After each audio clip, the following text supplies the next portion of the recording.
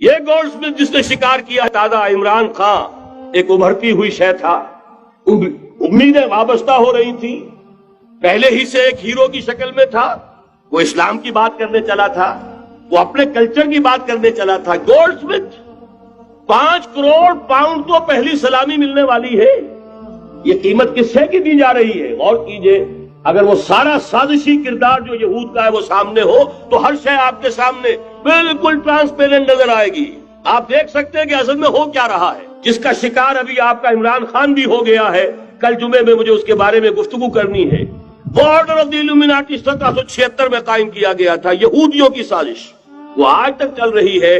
آج بھی یہودی ہے کہ جو اسلام کا خاتمہ اور مسلمانوں کو اپنے کمی کاری بنانے کے لیے ایک پورے ورلڈ آرڈر کا نقشہ بنا کر آ چکے ہیں، اور آج در حقیقت آپ کا اصل دشمن، میں بالکل اتفاق کرتا ہوں مولانا سے، اصل دشمن نمبر 1 میرے اور آپ کے اندر موجود ہے، میرا اور آپ کا نفس۔ اصل دشمن یہ ہے، نفس ما ہم کم طرف فرعون نیست لیکن اورا اون ایرا اون نیست۔ اور دوسرا خارجی دشمن سب سے بڑا یہودی، لیکن یہ کہ اس وقت کے اور اس وقت کے حالات میں ایک بڑا فرق واقع ہوا ہے۔ مجھے اقبال کے وہ شعر یاد آ رہے ہیں، دنیا کو ہے پھر مارکہ روح و بدن پیش، تہذیب نے پھر اپنے درندوں کو ابھارا، اللہ کو پامردی مومن پہ بھروسہ، ابلیس کو یورپ کی مشینوں کا سہارا۔ وہی تاریخ ستیزہ کار رہا ہے ازل سے تا امروز، چراغ مصطفی سے شرار بولہبی۔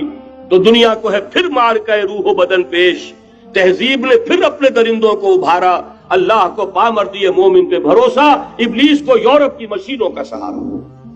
میں جس فرق کی طرف اشارہ کر رہا ہوں ذرا اس پر غور کیجئے۔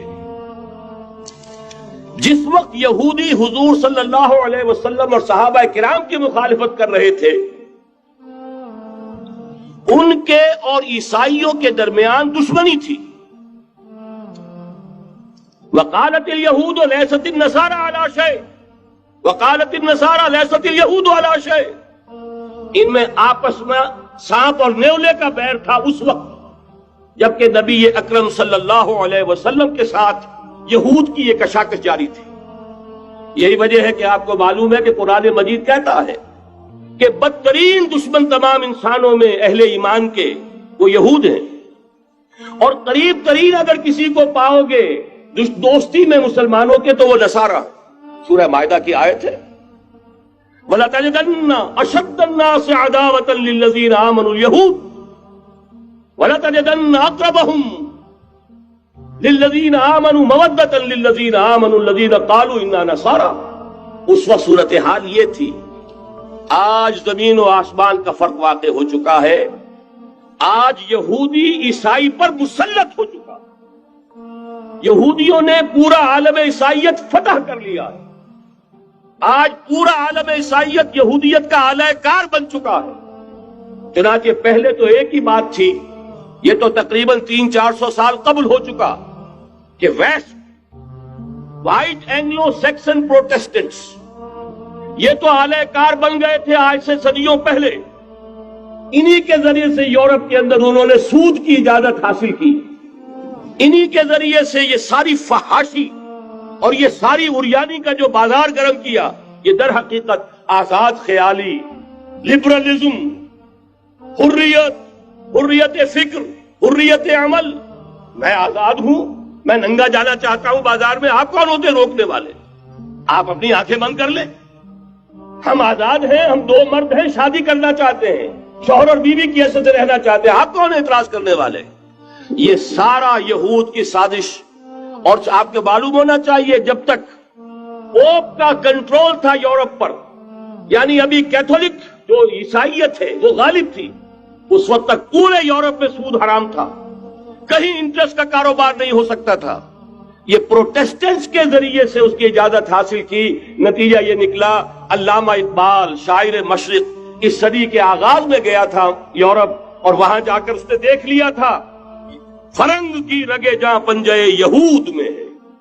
معاشی اعتبار سے یہودیوں نے پورے یورپ کے اوپر اپنا تسلط قائم کر لیا تھا، اور یہ یہودی کون تھے؟ روتھ چائلڈز، گولڈ سمتھس، بہرحال مجھے جو دوسری بات کہنی تھی وہ یہ کہ یریدون لیطفئوا نور اللہ بافواہہم، اس وقت بھی یہودی تھا، آج بھی یہودی ہے، لیکن فرق یہ واقع ہوا ہے کہ اس وقت یہودی کے کنٹرول میں عیسائی نہیں تھے، بلکہ 1200 برس تک یہودیوں کے اوپر ظلم و ستم بلکہ ہوتا رہا عیسائیوں کے ہاتھوں. پورے یورپ میں پرسیکیوٹڈ تھے. انہیں اگر کہیں سہارا ملا مسلمانوں کے ذریعے سے اسپین میں ملا ہے. بن گوریان نے خود لکھا اپنی کتاب میں کہ ڈیورنگ دی ڈائسپورا، یہ ہمارا جو انتشار کا دور ہے 70 عیسوی سے جو شروع ہوا تھا، اس ڈائسپورا کے دوران our golden period is the period of Muslim Spain. ہمارا سنہری دور وہی ہے جو مسلمان ہسپانیہ کا دور ہے. انہیں آرام ملا، انہیں پروٹیکشن ملی، انہیں عیش ملے، اور وہیں سے انہوں نے عیسائیت کے اندر نقب لگا کر اور وہاں سے اپنے راستے پیدا کیے. اور دوسرا کام یہ کیا، عیسائیوں کی عداوت کا رخ اپنی بجائے مسلمانوں کی طرف کر. يا رب فاجمعني بكل الصحب والأحباب واكتب لنا أن ندخل الجنات بالريان.